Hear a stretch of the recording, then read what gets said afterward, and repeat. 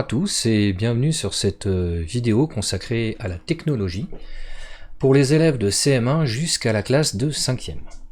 Si vous vous souvenez, dans la dernière vidéo, je vous avais demandé de réaliser quelques petits exercices et notamment de tracer un carré et une petite maison à l'aide de Scratch. Donc je vous propose aujourd'hui de corriger ces exercices, puis d'aborder de nouvelles notions très importantes en programmation. Alors retournons sur Scratch 3. Tout d'abord, je vous rappelle que Scratch 3 ne propose pas par défaut la possibilité de tracer directement sur la feuille. Donc, pour pouvoir récupérer les blocs nécessaires, il va falloir les installer.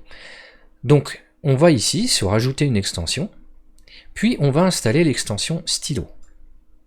Voilà. Donc il nous a rajouté un petit classeur, si vous vous souvenez bien, avec tous les blocs nécessaires à la réalisation d'un dessin. Donc commençons notre programme de carré. Alors la première chose, ça vous devez le savoir depuis la dernière vidéo, c'est que tout programme en Scratch commence par quand drapeau vert est cliqué. Ça vous permet notamment de démarrer le programme, de contrôler le démarrage du programme lorsque vous cliquez sur le petit drapeau qui est ici. Ensuite, il va falloir dessiner. Donc comme dans la réalité, pour dessiner, il faut mettre le stylo en contact avec la feuille. Sinon, lorsque vous allez bouger votre main, vous n'allez rien réaliser. Et là, c'est exactement la même chose. Pour que notre petit lutin ici, le petit chat, puisse dessiner, il va falloir mettre le stylo sur la feuille, et notamment grâce à ce petit bloc stylo en position d'écriture. Ensuite, un carré, qu'est-ce que c'est? Un carré, c'est un polygone régulier qui comporte 4 côtés identiques, égaux, d'accord, et surtout 4 angles droits. Ça veut dire que notre petit lutin, notre petit chat, va devoir réaliser le chemin en tenant compte des propriétés du carré. Donc, nous avons mis notre stylo en position d'écriture. Ce qu'on va faire pour être sûr, lorsqu'on va relancer le programme, d'avoir une feuille vierge, c'est commencer par tout effacer. D'accord? Et ensuite, maintenant que le stylo est en position d'écriture, nous allons pouvoir nous déplacer. Donc les déplacements, c'est dans le dossier mouvement. Donc première chose, nous allons tracer un côté du carré. Donc pour cela, on va se déplacer en ligne droite. D'accord? Mais pas de 10 pas, parce que je vous rappelle qu'un pas, ça correspond à un petit point de l'écran ici. Donc on va pas voir grand chose. Donc moi, ce que je vous propose, c'est de le faire se déplacer de 100 pas. Ensuite, une fois que nous nous serons déplacés, qu'est-ce que l'on va faire? Il va falloir tourner pour effectuer un angle droit. Alors pour ceux qui ne le savent pas encore, un angle droit, c'est 90 degrés. Parce que n'oubliez pas que les lutins en Scratch pivotent d'un certain nombre de degrés. Donc, comme nous souhaitons un angle droit, nous allons le faire pivoter, du côté que vous souhaitez, à droite ou gauche, ça va marcher aussi, de 90 degrés. Voilà, je pose donc mon petit bloc tourné, je tape 90, puis je dois à nouveau tracer un second côté.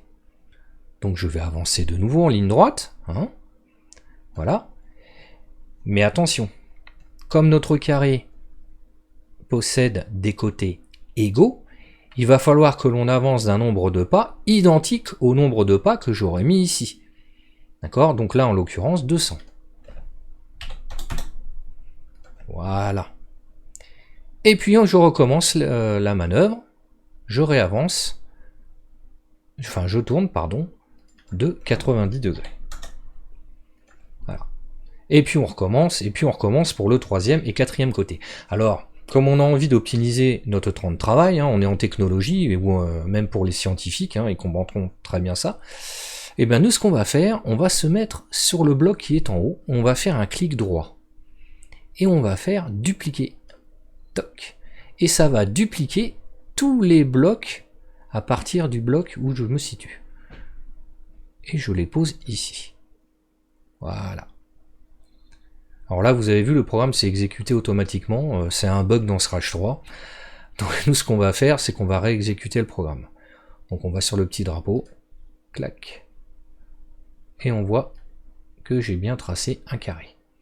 Alors, malheureusement, comme l'ordinateur est très rapide, nous n'avons pas la possibilité, nous humains, de voir le petit chat tracer le carré. Alors ce que je vous propose, c'est, comme la dernière fois, de décomposer les mouvements. Donc on va aller dans événements, et pour décomposer les mouvements, eh ben, on va lui dire d'attendre une seconde entre chaque bloc, chaque commande de notre programme.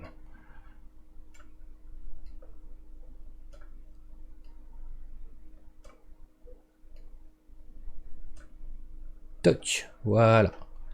Donc maintenant, si je lance mon programme,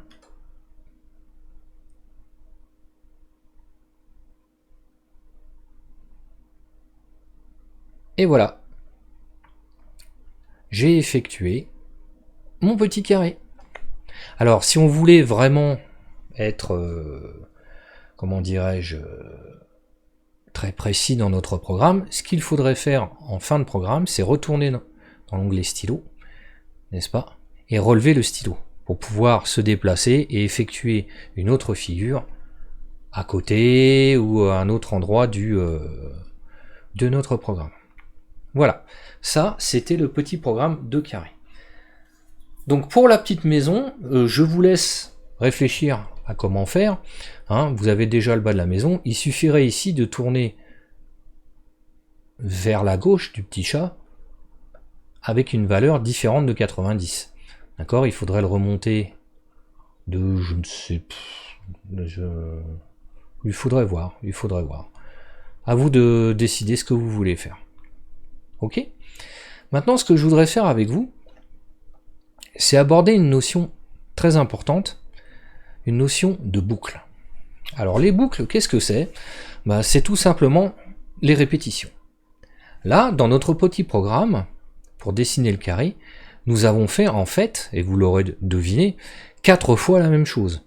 On a avancé de 100 pas, tourné de 90, et puis on a refait la même chose une deuxième fois, et puis la même chose une troisième fois, et la même chose une quatrième fois. Alors il y a un moyen plus simple d'écrire le programme afin justement qu'il soit plus simple à lire. Ce sont les répétitions, ou ce que l'on appelle en programmation les boucles. Alors, qu'est-ce que nous allons faire? Dans un premier temps, on va enlever tout ce dont on n'a pas besoin. Donc on va relever le stylo, voilà, ici. Et on va garder uniquement le bloc, enfin les blocs, que l'on répète 4 fois d'affilée. Et puis on va aller, je crois que c'est dans les contrôles, ça n'a pas changé, voilà, ici dans les contrôles, et nous allons trouver différents types de répétitions, différents types de boucles. Il y a d'abord ce que l'on appelle les boucles finies, c'est-à-dire que on va répéter un certain nombre de fois les commandes que l'on souhaite. Et ensuite, il y a les boucles indéfinies. C'est-à-dire que on va répéter, notamment avec celle-ci, tout le temps, les blocs que l'on souhaite. Ensuite, dans les blocs, il y a d'autres types de répétitions. Vous avez les répétitions conditionnelles. C'est-à-dire que vous allez répéter les blocs jusqu'à ce qu'il se passe quelque chose. Mais ça, on aura l'occasion de le voir plus tard. Ce qu'il faut bien retenir, c'est que vous avez des boucles finies, des boucles indéfinies et des boucles conditionnelles. Donc nous ici, comme on fait un carré, ça va être une boucle finie, puisqu'on va vouloir répéter notre tracé de côté plus le pivotement du petit chat 4 fois. Donc on connaît le nombre de fois que l'on veut répéter les blocs, donc c'est un nombre fini, donc nous allons utiliser une boucle finie. Donc nous mettons répéter ici, nous avons juste besoin de dire 4 fois, on met les blocs que l'on veut répéter, d'accord? D'ailleurs j'en ai oublié un, parce que sinon ça va pas attendre ici, voilà. Et une fois que j'ai tracé donc mon carré, je vais pouvoir relever mon stylo. Donc, mon programme, que fait-il? Il efface l'écran, il met le stylo en position d'écriture, et il va répéter 4 fois tous les blocs qu'il y a ici. Donc ça veut dire qu'il va avancer, puis attendre, puis tourner de 90 degrés, puis attendre 4 fois. Il va effectuer ces blocs-là 4 fois. ce qui nous permet d'obtenir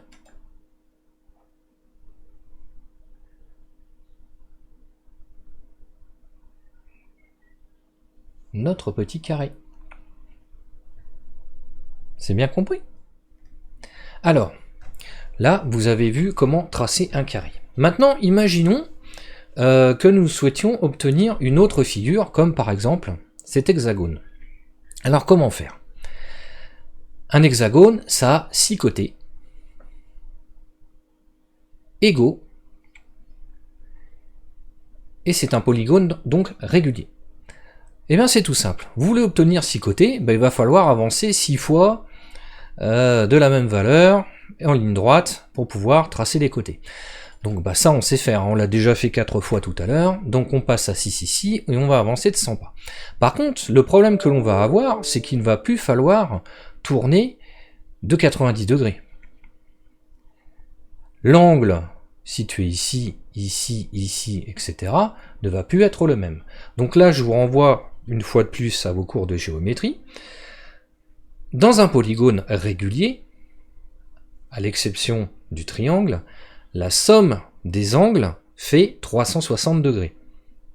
Exemple, dans notre carré de tout à l'heure, nous avions 4 angles de 90 degrés, 4 fois 90, 360 degrés. Or ici, nous allons avoir 6 angles. Ça veut dire qu'il va nous falloir tourner de 360 divisé par 6, donc de 60 degrés. Ok? J'exécute mon programme pour voir si j'ai bon.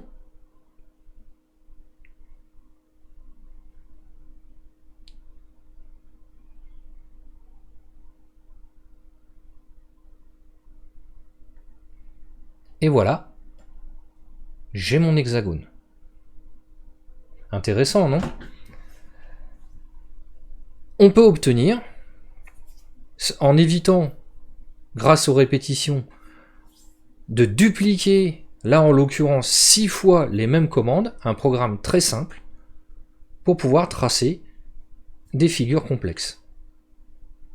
Alors ce que je vous propose de faire, à titre d'exercice pour la prochaine fois, bah, c'est essayer de me tracer un octogone, et si vous en sentez le courage et puis la capacité, et je pense que vous l'avez largement, et ben essayez de me tracer un décagone, donc 10 côtés. Ça marche? Eh bien je vous dis à la prochaine fois, et surtout restez chez vous.